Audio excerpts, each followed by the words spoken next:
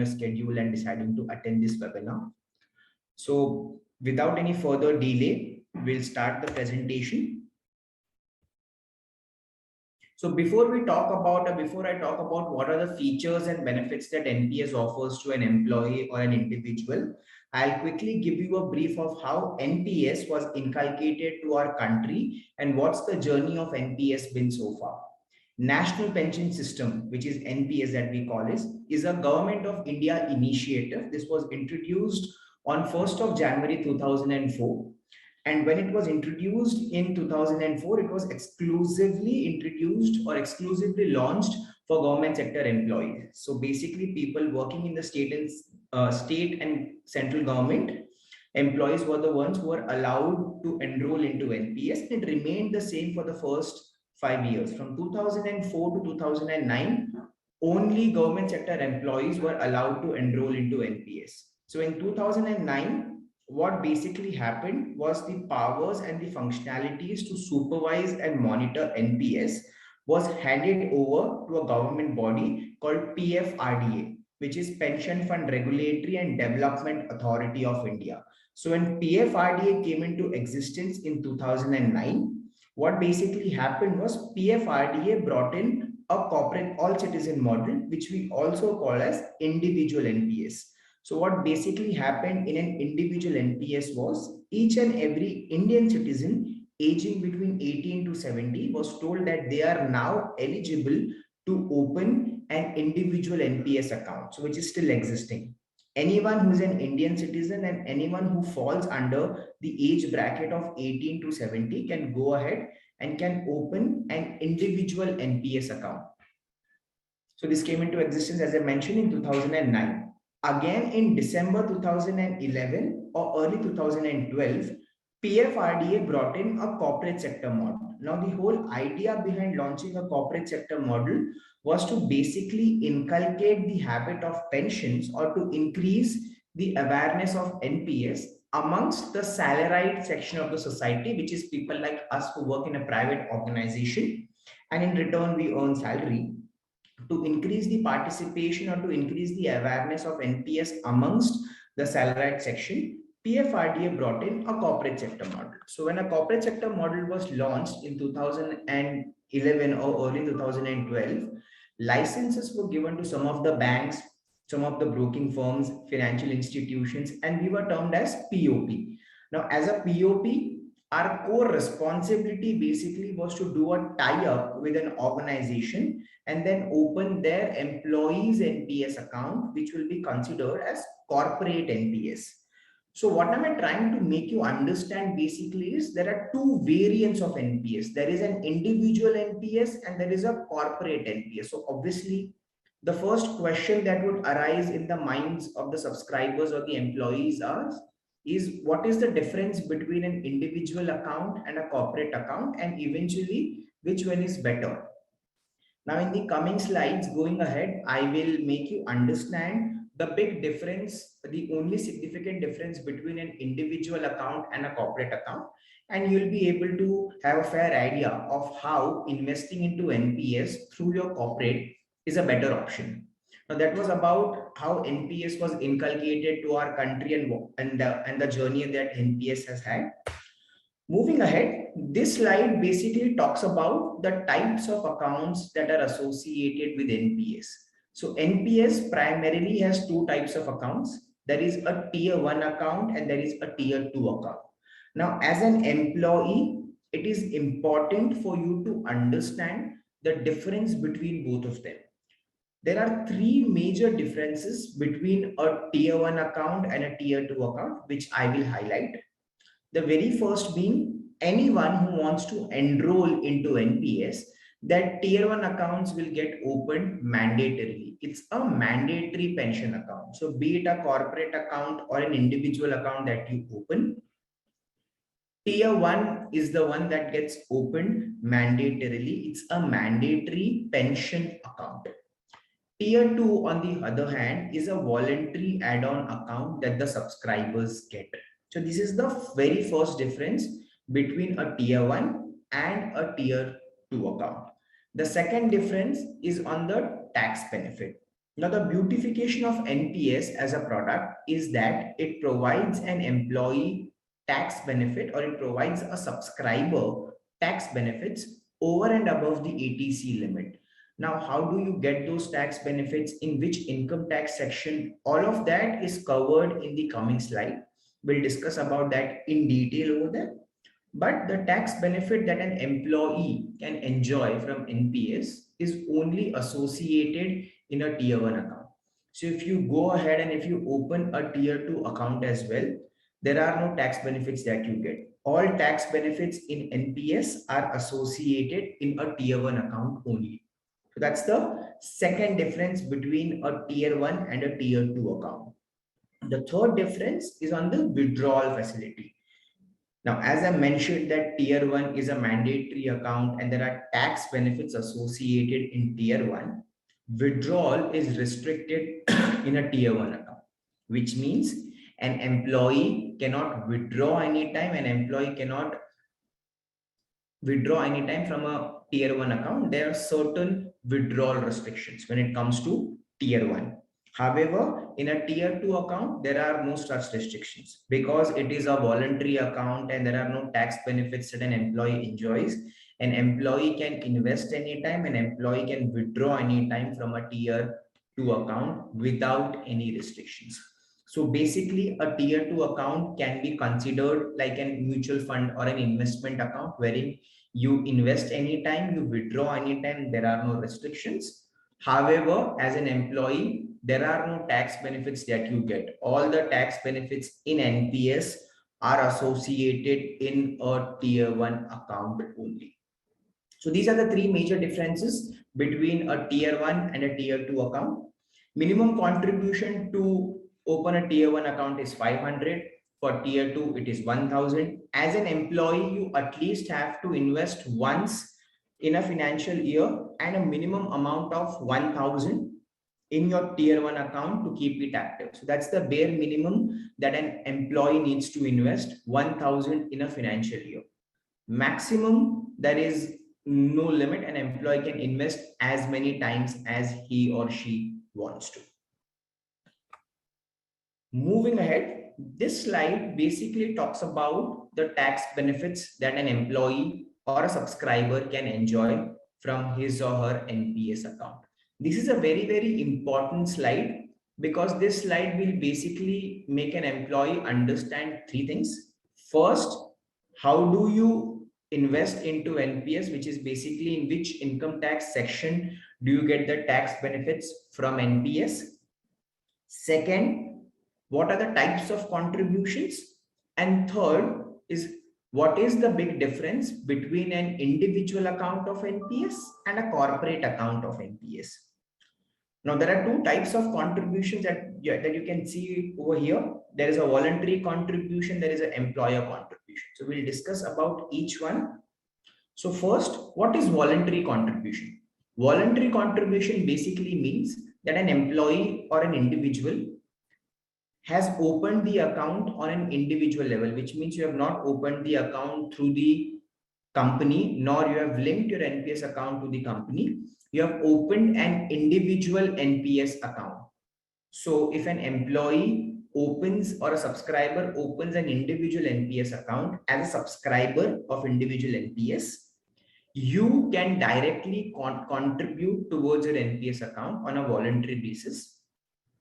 And you can avail a tax benefit of up to 50,000 rupees in a financial year. And that 50,000 would be exempted under section 80 CCD 1B over and above the ATC limit. So let's say if I am an individual and if I open an individual NPS account, or if there is anyone in the audience who has an individual account, you can invest into NPS and you can avail a tax benefit of up to 50,000 rupees in the financial year, which would be over and above the standard ATC deduction that we get. That's the tax benefit one enjoys if anyone has an individual account of NPS. The reason it is called as voluntary contribution is because the contribution is directly done by the subscriber to his or her NPS account. Now, what is employer contribution? So employer contribution basically means that the employee either opens a new NPS account through the organization if he does not have one, or links the existing NPS account to the company. So let's say if you already have an NPS account, you link that NPS account to the company, or if you don't have an NPS account, you open a new NPS account through your organization. So the moment you either link your account or you open your new NPS account through your organization, you become a corporate NPS account holder. And the moment you become a corporate NPS account holder, you have an opportunity to invest up to 10% of your basic salary into NPS. So let's say if I am an employee of the organization and my basic salary, not the entire gross component, the basic component of it is 10 lakhs, and I decide to invest 10%. So 10% of 10 lakh is 1 lakh. 1 lakh divided by 12 every month, my employer will deduct it from my salary and my employer will then credit it back into my NPS account. The same 10% will be exempted from my taxable income over and above the ETC limit. Which means if I have a corporate account of NPS, it is beneficial because it will fetch me dual tax benefits from NPS. One is the voluntary, which is the 50,000, which I as an employee, I can directly contribute. Second is the employer contribution, which basically means that my employer will deduct it from my salary and my employer will then credit it back into my NPS account. And that will fetch me a tax benefit of up to 10% of the basic salary. Now, both these contributions will happen in the same account. There is no need for an employee to have two separate accounts. In the same NPS account, the employee will get the tax benefits, and both of them are over and above the ATC limit. The 50,000 one, which we call as voluntary contribution, would be under ATCCD 1B, and the employer contribution, the one that happens through an employee's salary, would be under ATCCD 2. Both of them over and above the ATC limit. And this is the only difference between an individual account of NPS and a corporate account. So if any one of us today only has an individual account, the tax benefit is capped to 50,000 only. But if you have a corporate account, you get that 50,000 plus an additional 10% of the basic salary, which the employer will deduct it and your employer will then credit it back into your NPS account.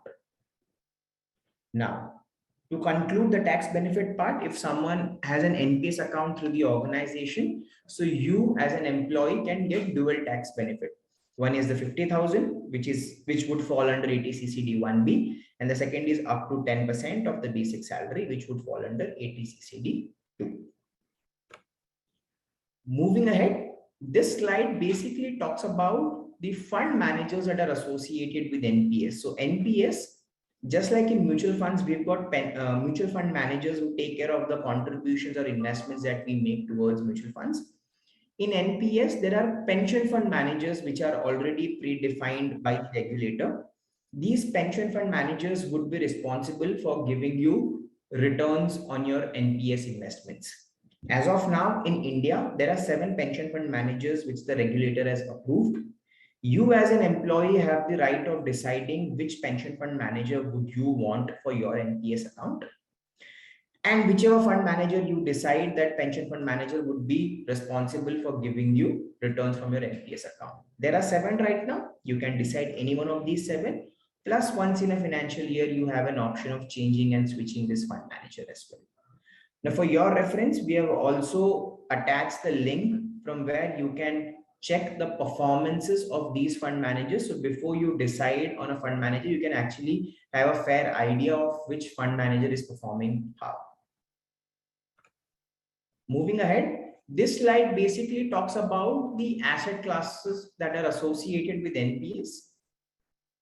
Similar to mutual funds, in NPS as well, we've got a pool of asset classes where you can invest so that your NPS contributions can be diversified amongst these asset classes. Now, there are 4 asset classes in NPS which are predefined by the regulator themselves. there is an asset class E, which is equity. There's an asset class G, which is government securities. There's an asset class C, which is corporate bonds. And there's an asset class A, which is alternative investments. So as an employee, you have the complete flexibility, or you have the complete right of deciding in which asset classes, how much proportion would you want to invest, or how would you want to go about your investments amongst these asset classes. Now, but for you to decide the asset classes, or for you to decide the allocation, the question is how? How can an employee do that? Now, for an employee to decide the allocation, there are two investment approaches. There is an active choice of investment approach, and there is an auto choice of investment approach. Now, as an employee, it is completely up to you to decide whether you would want to go with an active or an auto choice of investment approach. Now, before you decide, let's just understand what is an active choice of investment approach and what is an active choice of investment approach. So first, an active choice of investment approach is a do-it-yourself approach. So what basically happens in an active choice is, as an employee, you tend to have the right of deciding in which asset class, how much proportion of your investments should be going in. So let's say if I have 100 rupees as NPS investments today, I will decide out of that 100, how much will I put it in equity, how much will I put it in government bonds, and how much will I put it in corporate securities. So that is my decision as an employee. And whatever decision or whatever fund manager I choose, or whatever allocation I choose, my fund manager will allocate the funds accordingly in these asset classes. And it won't change till the time I, as an employee, don't change it. So that is active. The second investment approach is auto. So auto is basically an automated life cycle fund. Here, the funds don't get allocated according to the choice of the fund manager. It happens according to the risk appetite and the life cycle fund that the subscriber has selected. Now, if you can see at the right hand side, there are three life cycle fund. There is an aggressive life cycle fund, there is a conservative life cycle fund, and there is a moderate life cycle fund.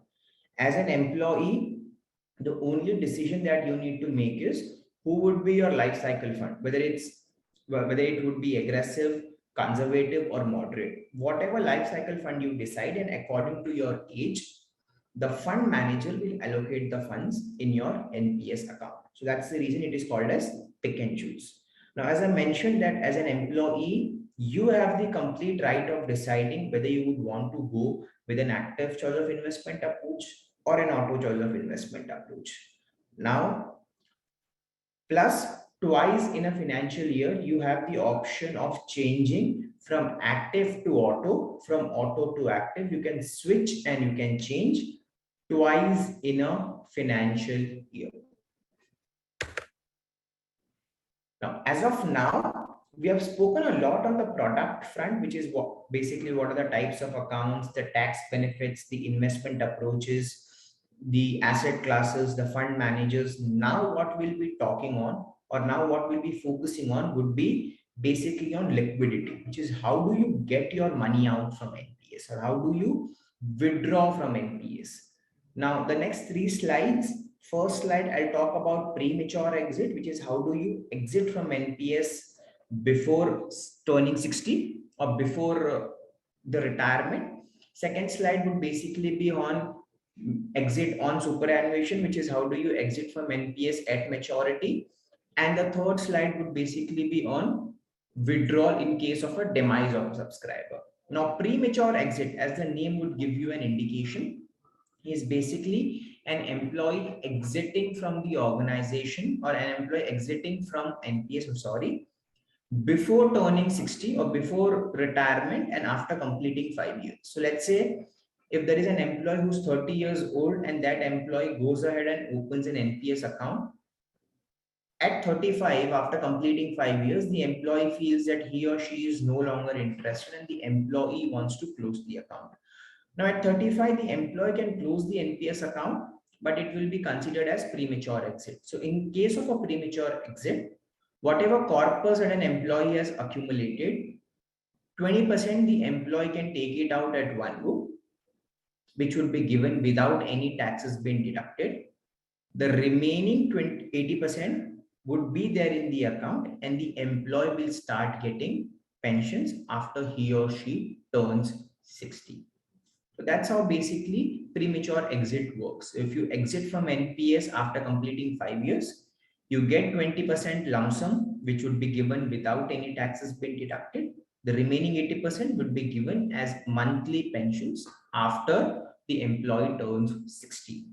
Now, in case at the time of premature exit, if the corpus of an employee is less than or equal to 2.5 lakhs, then the employee can withdraw the entire 100% of the corpus if the corpus is less than or equal to 2.5 lakhs.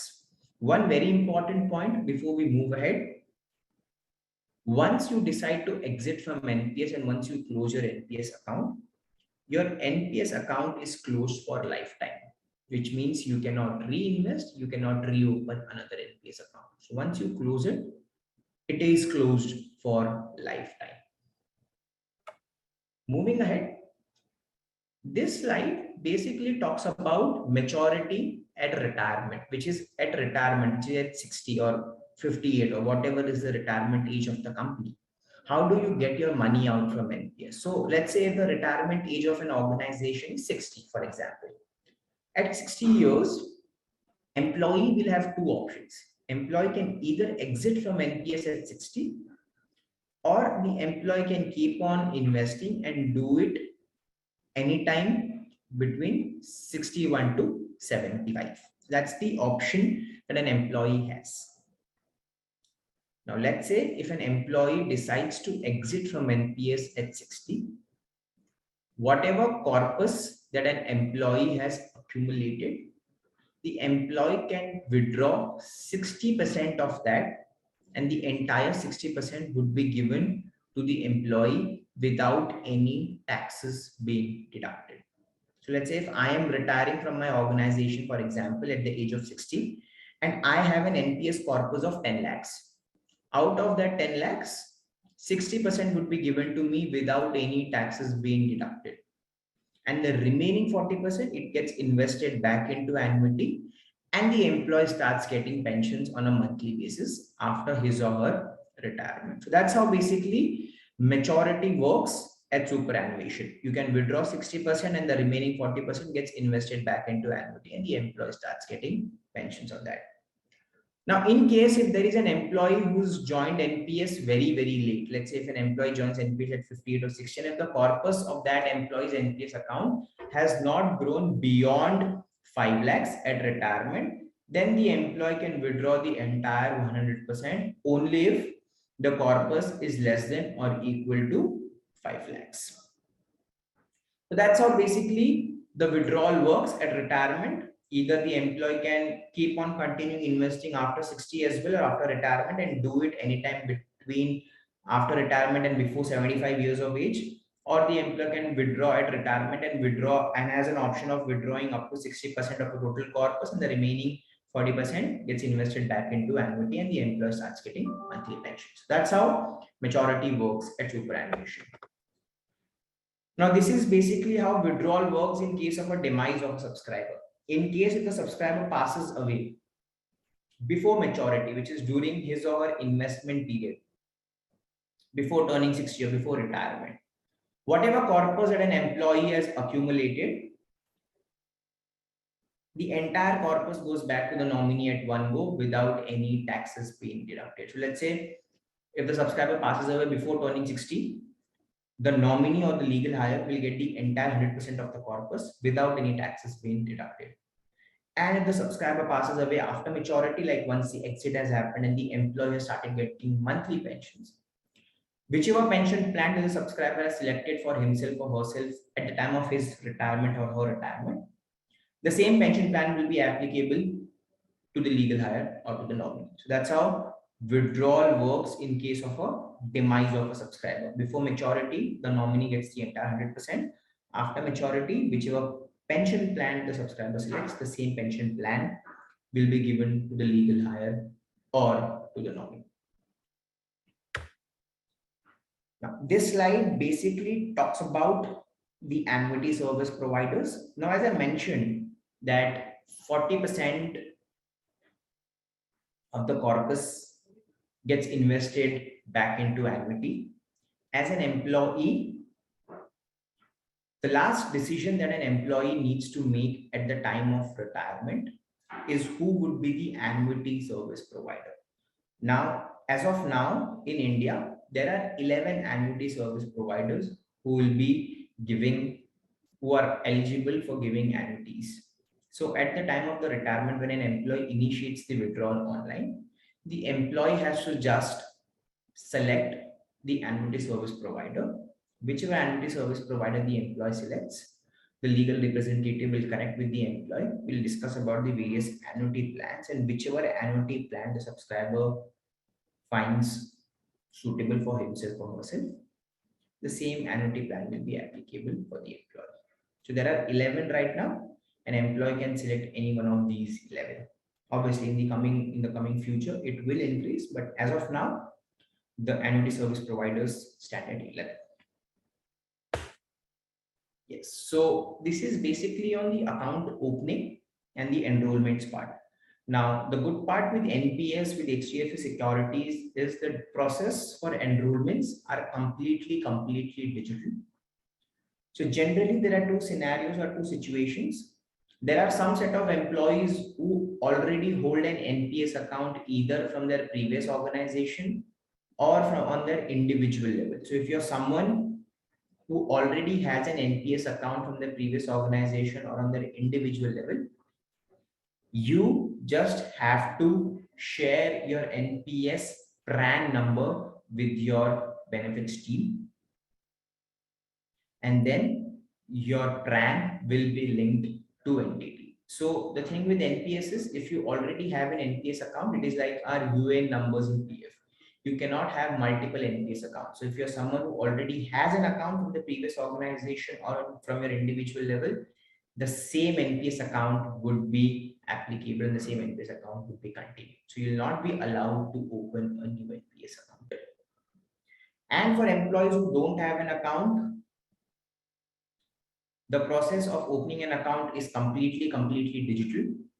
We have already shared the account opening link and the process note. You can access the link, and you can refer the process note, and you can open the NPS account within 15 to 20 minutes on a real-time basis. That's how easy, that's how quick the process is.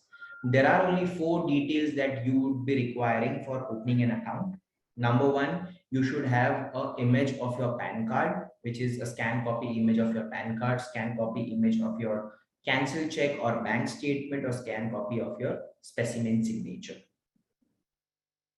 These 3 documents and the employee needs to upload. And the 4th is the employee's mobile number should be linked to his or her Aadhaar card. Once this is done, the PRAN, and once you fill in the necessary details, the PRAN number gets generated and the same is communicated to the employees through emails and SMSs to the employee's registered mobile number and email ID, and the employee gets a PRAN kit from NSTL within 30 days of PRAN generation. So that's how the enrollments work for employees who are willing to open a new account who don't have one, and for employees who already have an NPS account from their previous organization or on their individual level. Now, so this is the charges part. Now, as a POP, there are 2 charges that as a POP we earn from NPS that will be deducting upfront. Rest are the account maintenance charges, which NSDL as a CRA, Central Record Keeping Agency, will deduct, which comes up to not more than 200 to 250 rupees on a per annum basis. Now, talking about the charges that we'll be deducting upfront, there is a one-time account opening charge of 200, which is applicable for those employees who are opening their NPS account for the very first time. So let's say if you're someone who is opening his or her NPS account for the very first time, from the first contribution, INR 200 will be deducted. After that, every contribution that an employee makes towards his or her NPS account, 0.25% or 20 rupees, whichever is higher, gets deducted as the contribution charges. So let's say if you're an employee who is doing a contribution of 10,000 every month, Out of the 10,000, 25 rupees would be deducted and rest of the amount would be credited back into your NPS account. These are the only two charges which as a POP, HDFC Securities will be deducting and would be getting from an employee's NPS account. Rest are the account maintenance charges which as a CRA, NSGL will deduct from your NAV on a per annum basis, which comes up to not more than 200 to 250 rupees on a per annum basis. So yes, that is it from my side with the presentation part. We still have about 20 more minutes to take the Q&A. I would request everyone